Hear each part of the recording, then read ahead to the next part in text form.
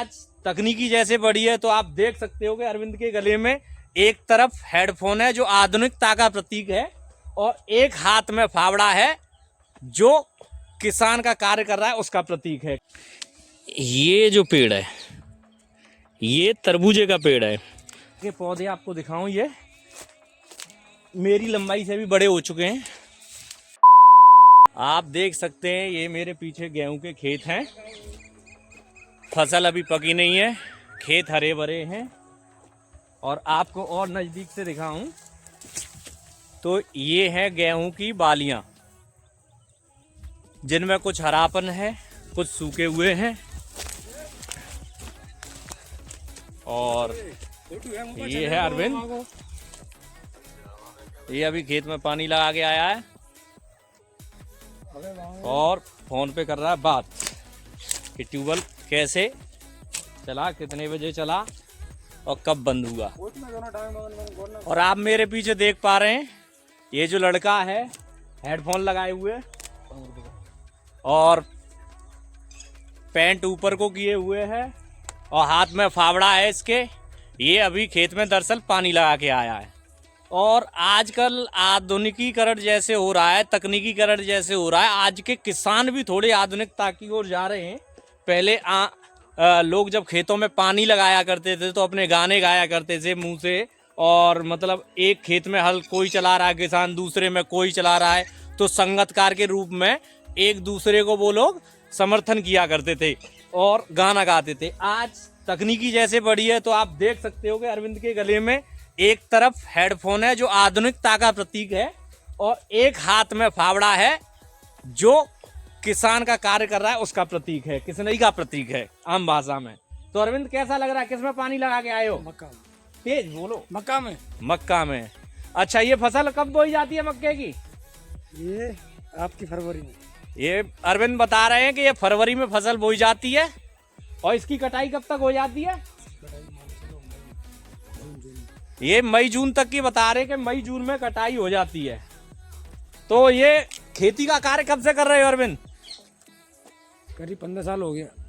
और हमने और अरविंद ने कभी कभी साथ साथ पढ़ाई की है। हालांकि कक्षा में अरविंद हमसे कहीं आगे थे और हम उम्र में और वैसे छोटे थे अरविंद से, लेकिन हमारा विद्यालय एक ही था। आप ये जो शिला देख पा रहे हो ये पीपल के वृक्ष के पास रखी हुई है। जो आपको दिख रही है वैसे है तो ईंटों से निर्मित, लेकिन ये है बहुत पुरानी। इस शिला का निर्माण हमारे बाबा के समय पे हुआ होगा। मतलब यहाँ मेरे खेतों के आसपास वो हुआ करते थे दंगल, यहाँ काफ़ी सारे आम के पेड़ हुआ करते थे, तब यहाँ पूजा वूजा करते थे। ये मेरे पिताजी के जन्म के समय से पहले की है, तो ये मैंने दिखाया। बाकी ये आप देख पा रहे हो पेड़ है पीपल का जिसकी हम त्योहारों पे पूजन करते हैं। और ये खेत है जिसमें आपको कहीं कहीं हरी हरी घास सी दिख रही होगी। दरअसल ये अभी खेत की जुताई वगैरह होके अब इसमें जायद फसल तरबूजे की बोई गई है। और ये छोटे छोटे से पेड़ हैं जो आपको दिख रहे हैं, ये तरबूज के पौधे हैं। ये जो पेड़ है ये तरबूजे का पेड़ है। अभी बहुत नन्हा सा पौधा है, ये अभी फसल लगाई गई है, इसकी अभी निराई उड़ाई होना बाकी है। और ये दरअसल मार्च में बो दी जाती है और ये मई तक तैयार हो जाएगी लग के, और आप इससे खाइए। और मेरे पीछे ये जो तुम देख पा रहे हो खेत में, ये दूसरे खेत में आया हुआ हूँ मैं, तो इसमें दाल की फसल है और दरअसल मूंग की दाल जो होती है, तो ये मूंग के पौधे हैं छोटे छोटे और ये बोई गई है इस खेत में। और इसके पौधों की पत्तियां इस तरह की होती हैं जैसा कि आप देख पा रहे हो, है ना। ये भी लगभग मार्च में बो दी जाती है और दाल का एक अच्छा स्रोत है, वो दाल का प्रोटीन का अच्छा स्रोत है, इससे प्रोटीन अच्छी मिलती है ना। और इस खेत के पीछे एक नदी बहती है, उसको भी मैं दिखाऊंगा। उससे पहले मैं आपको दिखाता हूँ ये जो आपको मेरे पीछे पेड़ दिख रहा है ना, ये है आम का पेड़। ये भी काफ़ी पुराना पेड़ है और अब इसकी डालें टूट टूट के ये छोटा हो चुका है। दरअसल एक बार नदी में काफ़ी पानी आ गया था तो यहाँ के लोगों की फसलें ख़राब हो गई थी। तो इसी खेत का मेरा फ़ोटो था, न्यूज़पेपर में निकला था और ये पेड़ था साथ में। तो अब जब देखा, मैंने लड़कों को बताया साथ वालों को, तो फिर वो मज़े लेने लगे देख देख के। तो वो भाई यही पेड़ था जो आपको दिख रहा है, आम का पेड़। और बाकी आपको ये फसल और दिखाई दे रही है पीछे, ये मक्का की फसल है जो लगी हुई है, आप मेरे पीछे देख सकते हो। ये भी मार्च में ही लगाई जाती है। और मक्का के पौधे आपको दिखाऊं, ये मेरी लंबाई से भी बड़े हो चुके हैं। आपको देखने में जितना अच्छे लग रहे हैं ये देखने में, इनको पालने पोसने में उतनी कड़ी मेहनत लगती है। देखने में ये बड़े अच्छे लगते हैं लेकिन मेहनत बहुत लगती है इनको, इन कार्यों को करने में, है ना।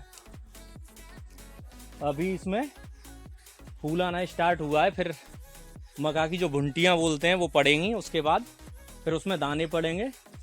जब उनमें दूध की मात्रा होती है अच्छी खासी, तब उन्हें हम भूज के खाते, तब कच्ची बोली जाती है।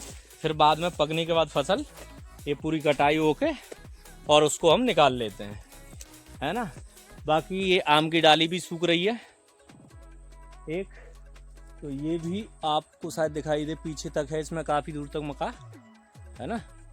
जैसे जैसे शाम का वक्त होता जाता है और इधर गेहूं की कटाई काफ़ी चल रही है, तो जब धूप कम हो जाती है तो लोग कुछ गेहूं काटना स्टार्ट करते हैं और उसके छोटे छोटे बंडल बना दिए जाते हैं, गट्ठर। तो उनको लोग इकट्ठा भी करते हैं, जैसा कि आपको दिख रहा है उधर, है ना। और धूप में काम करना थोड़ा मुश्किल होता है खुले क्षेत्र में, खेतों में, तो किसान उस धूप वाले समय को अवॉइड करके उसके बाद काम करता है। सुबह जल्दी उठ के काम करना पसंद।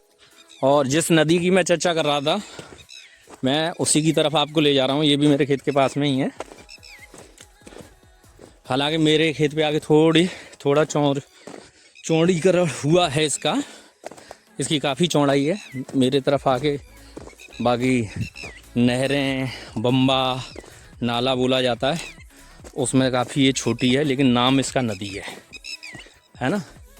इसकी चौड़ाई आपको मेरे पास ही दिखेगी, खेत के पास। फिर आगे थोड़ी छोटी हो जाती है, ज़्यादा दूरी नहीं घेरती है। ये जैसे इधर से आ रही है ये, और ये देखिए ये, हालांकि इसमें देखो पक्षी टहल रहे हैं और ये पेड़ है और मैं खड़ा हुआ हूँ। ये आगे को निकल गई है ये, फिर आगे चौड़ाई कम हो गई है इसकी ये, और ये इधर से आई है। तो मेरा खेत इसी पे पड़ता है ना। ये जो नदी मैं आपको दिखा रहा हूँ, दरअसल गाँव वाले बोलते नदी आ गई, नदी आ गई जब इसमें पानी आ जाता है। इसमें कभी कभी पानी आता है जब हम लोगों की फसलें खड़ी होती हैं, तब पानी आने का इसमें ज़्यादा चांस रहता है। और जब खेत खाली होते हैं, पानी की हमें ज़रूरत होती है किसानों को, तब पानी की मात्रा बहुत कम होती है। इस समय जैसे फसलों को पानी की ज़रूरत, तो पानी आप देख सकते हो यहाँ पे छोटे छोटे जो जल में पौधे उगते हैं, काई बोलते हैं हम लोग इनको, वो आ चुकी हैं और पानी है ही नहीं। इस नदी का नाम है सेंगर नदी। गांव वालों को मालूम नहीं होगा, मेरे वालों को, पर ये काफ़ी दूरी से आई हुई है। चलो।